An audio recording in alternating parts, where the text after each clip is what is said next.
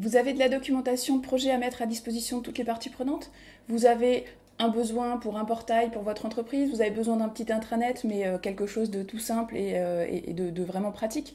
Et vous n'avez pas envie de faire un wiki global, vous n'avez pas envie de faire non plus un WordPress ou un Drupal. Et bien, si vous avez un compte Google, vous avez Google Sites. C'est un moyen facile de faire un site en utilisant les contenus qui sont déjà sur vos drives, vos agendas partagés, vos agendas tout court, et aussi tout un tas d'autres intégrations possibles. Allez, on y va.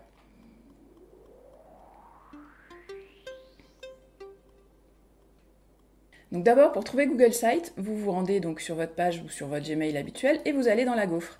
Et là, donc parmi toutes les applications, vous en avez une en bleu comme ça, qui est Google Sites. Vous cliquez dessus. Une autre façon d'arriver sur Google Sites, c'est de taper sites.google.com. C'est la même page. Après, vous avez deux possibilités. Soit vous utilisez la galerie de modèles qui est déjà proposée, soit vous faites un élément vide. Donc pour la galerie de modèles, on va regarder très rapidement. Donc vous avez des centres d'aide, vous avez de la gestion de projet, de la gestion d'équipe.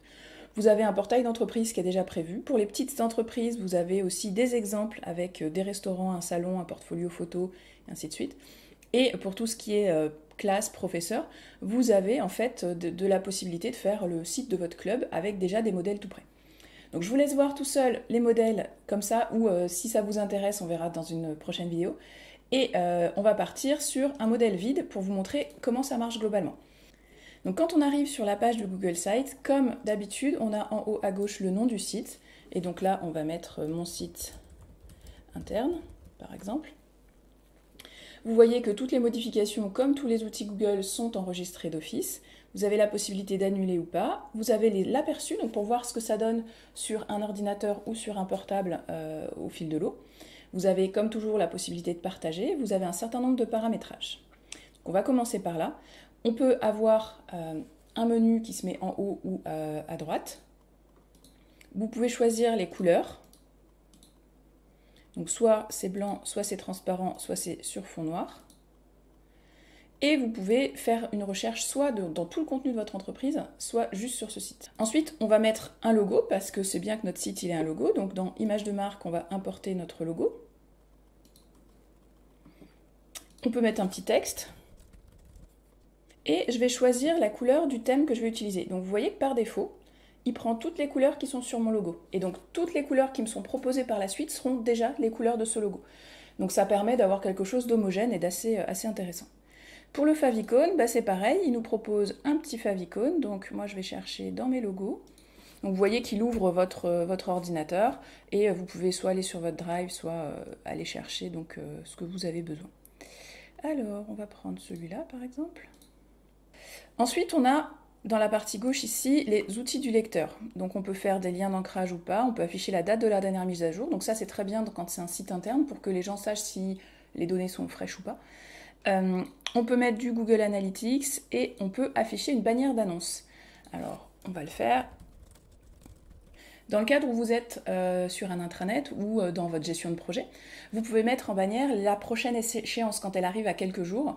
Vous mettez pensez à ceci, cela, et ça va vous mettre une petite bannière que vous allez pouvoir mettre de la couleur que vous voulez. Donc si c'est quelque chose d'urgent, vous allez la mettre peut-être en rouge, ouais, en rouge qui pète.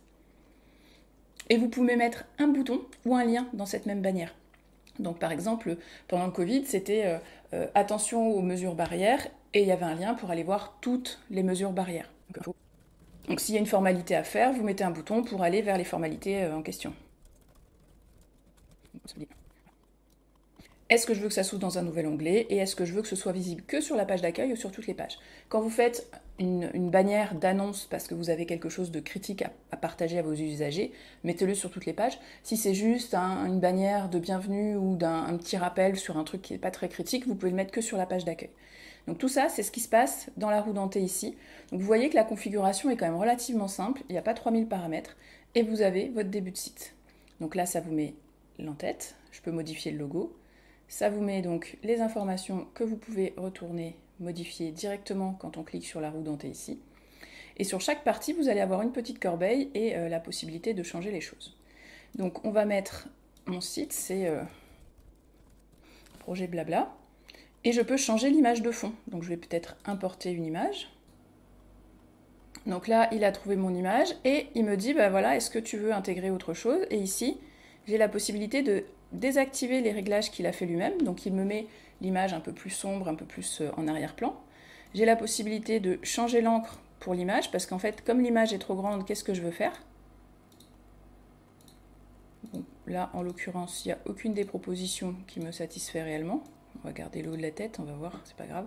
Je peux changer le titre, et je peux mettre le titre soit juste en titre, soit en mode bannière, donc ça va être en haut, soit en mode grande bannière, donc ce sera plus grand, soit en mode, voilà, couverture. Ou juste un petit titre en haut, et donc il n'y a plus d'image. Donc on va prendre par exemple celui-là. Quoique j'aime pas, ça prend trop de place, on va prendre juste la petite bannière, c'est pas grave.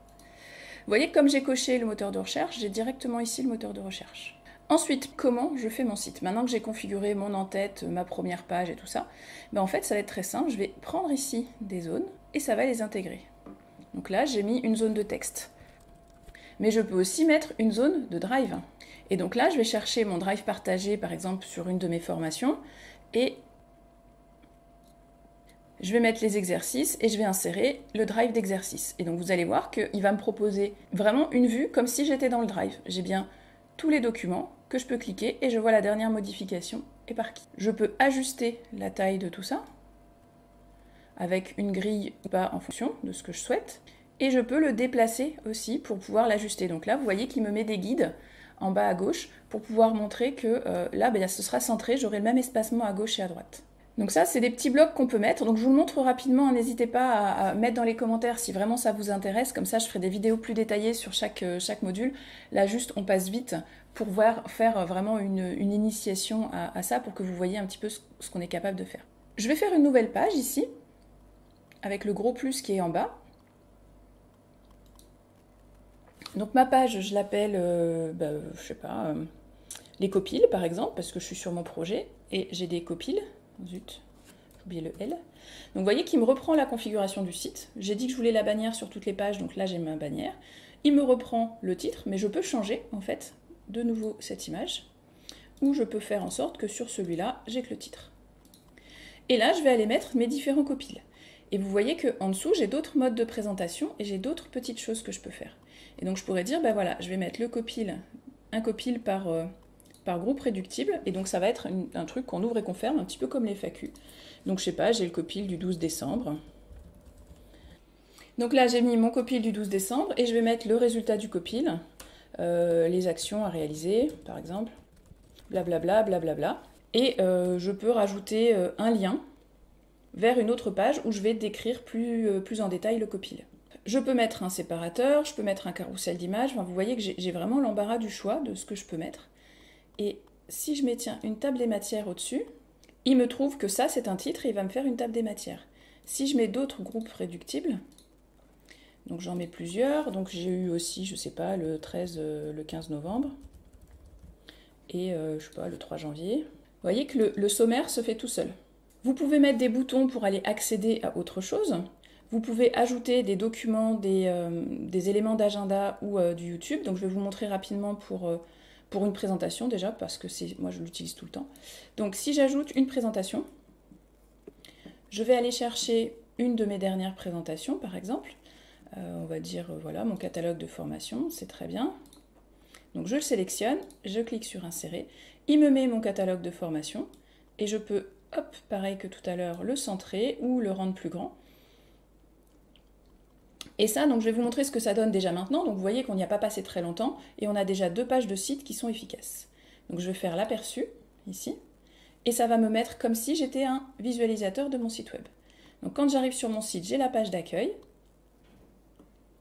C'était celle qu'on avait mis avec blabla et les éléments que je peux cliquer ici. Donc si je clique sur un élément ici, ça va m'ouvrir le document dans un nouvel onglet. Je peux aussi cliquer ici, ça va m'ouvrir le Drive directement. Donc si je n'ai pas accès au Drive, en fait, ça ne me montre rien. Et vous voyez qu'il m'a fait automatiquement le menu ici, pour mon copile, avec hop, les liens qui sont cliquables pour pouvoir aller sur chaque élément. Alors j'attends qu'il ait fini de charger la page. Et là, voilà, je peux ouvrir ou fermer chacune de mes petites briques. Alors j'ai pas mis grand chose dedans, donc pour l'instant c'est un peu vide. Mais donc j'ai tous ces éléments-là. Et tout seul, il nous fait le responsive design, c'est-à-dire que si je suis en mode téléphone, il va me le présenter en mode téléphone, qu'est-ce que ça rend? Donc en mode téléphone, bah, ça fait comme ça. Et au lieu d'avoir le menu en haut, j'ai bien le menu hamburger qui va être déroulable sur la droite. Donc c'est nickel, donc je peux continuer à faire mon site comme ça. Donc je vais rajouter par exemple une nouvelle page en dessous de Copil pour avoir l'agenda du projet. Et là, vous voyez qu'il me l'a mis là, bah, je peux prendre et glisser-déposer dans Copil, comme ça je vais avoir une page sous Copil. Vous voyez qu'ici ça a changé, j'ai un sous-menu qui va avoir mon agenda de projet. Dans mon agenda de projet, je peux aller dire, bon ben, je vais mettre un agenda, ça semble pas idiot. Donc je clique ici, j'ai mon agenda, il va me demander quel agenda, comment, quoi qu'est-ce. Donc là, je vais mettre mon agenda de, par exemple, l'agenda partagé de Google, donc j'en ai 4, qui me donnent les nouvelles informations sur le projet, machin. Donc je vais prendre mes agendas, et en fait, il va me les ajouter sur une page, et les gens pourront avoir une visualisation de tout ce qui se passe, de tout ce qu'il y a dans mon calendrier, soit au mois, soit à la semaine. Donc là, ça me semble un peu petit. Donc ce que je vais faire, c'est que je vais l'agrandir à gauche et l'agrandir à droite. Je pourrais même l'agrandir plus haut. Ici, vous voyez que j'ai le bouton pour retourner au paramétrage. Donc est-ce que je veux le titre? Est-ce que je veux les dates? Est-ce que je veux le bouton de navigation? Les fuseaux horaires? Le fuseau horaire de qui? De moi ou de l'internaute. Donc ça, en général, c'est plutôt intéressant. Et est-ce que je veux l'afficher en mode planning, mois ou semaine? Donc là, c'est en mode planning. Si je l'affiche en mode mois, on a bien le mois de février et chaque jour, on a les différents éléments. On peut inclure comme ça du Google Forms, on peut inclure des feuilles de calcul, des graphiques. Alors je vais montrer pour les graphiques parce que c'est super intéressant comment c'est fait. Vous n'avez pas besoin de vous prendre la tête. Alors, je me suis encore fait une faute d'orthographe, mais c'est pas grave. Hop, pour les graphiques, je prends mon graphique et il va me proposer les fichiers Sheets et dans chaque fichier Sheets, quel graphique je veux. Donc là, il a trouvé que dans ce fichier, j'avais un graphique qui était configuré, donc je le choisis. Si vous en avez plusieurs, bah vous pouvez choisir plusieurs graphiques, il vous les propose tous. Et c'est pas à vous d'aller chercher dans le fichier, tout ça. Il vous propose tout ce qu'il a. Et vous êtes tranquille. Autre élément que je ne vous ai pas encore montré, c'est cette partie-là. Donc c'est des blocs de contenu où vous allez pouvoir mettre comme ça un bloc et vous allez donc changer la forme. Donc là, j'ai pris celui-ci, donc j'ai un élément du texte, un élément du texte. Et dans chaque élément ici, je peux aller choisir un fichier qui vient du Drive, donc Docs, Sheets, Slides, ce que vous voulez, une image ou un YouTube, agenda ou une carte. Et comme ça, vous faites la présentation dont vous avez envie. Un dernier point que je voulais vous montrer pour aujourd'hui sur les choses les plus importantes, c'est cette partie thème, où en fait, vous voyez qu'il a trouvé dans mon logo un certain nombre de couleurs, donc il me propose ces couleurs. Et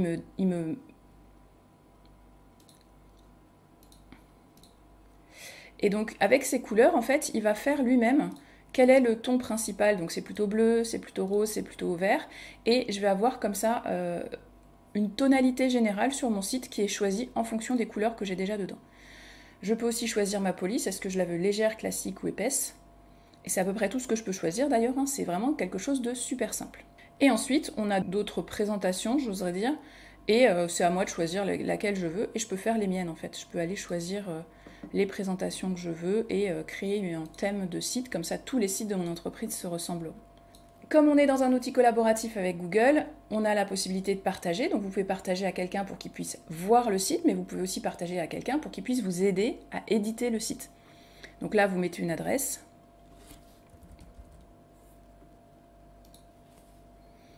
Et vous lui donnez des droits. Soit c'est un utilisateur qui accède au site, soit c'est un éditeur. Vous pouvez aussi ajouter une date d'expiration. Quand vous avez des éditeurs, vous pouvez avoir plusieurs niveaux d'éditeurs.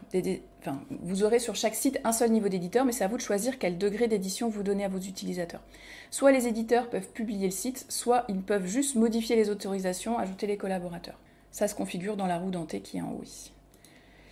Et on peut rendre le site publié pour tous. Donc là, il est en brouillon, mais je peux dire que tous les utilisateurs qui ont le lien du site peuvent le voir. Et après, hop, j'ai le bouton ici pour publier, pour rendre mon site public sur Internet, où je vais lui donner une certaine adresse email, donc là, mon site interne. Et là, ce sera cette adresse-là qu'il faudra que je communique à mes utilisateurs. Si je veux utiliser un autre nom de domaine, je peux, c'est plus compliqué et il va falloir faire appel à votre administrateur Workspace puisque c'est lui de son côté qui va avoir besoin de faire une opération. Si ça vous intéresse aussi, dites-le en commentaire, je pourrais vous aiguiller ou même faire une prochaine vidéo pour votre administrateur. Une fois qu'on a publié ce site, toutes les modifications qui seront faites ensuite ne seront pas publiées d'office. Il faudra republier le site pour que les modifications soient prises. En gros, il gère une espèce de versionning, un petit peu comme dans Docs ou dans Sheets. Ça vous permet ainsi de faire en sorte que votre site soit en train d'être modifié, mais à jour toujours et dans un état stable quand il est publié. Donc on a vraiment des outils simples, mais super pratiques pour faire en interne un petit intranet, pour faire un site de gestion de projet, pour faire le site de votre équipe, pour avoir un portail pour votre équipe. Comme ça, le nouvel arrivant qui arrive, il ne se pose pas de questions, il vient, il sait qu'il a là tous les éléments dont il a besoin. Vous mettez des liens vers toutes les applis, vers toutes les documentations qui sont déjà faites, vers tous les éléments de votre drive qui sont importants pour lui.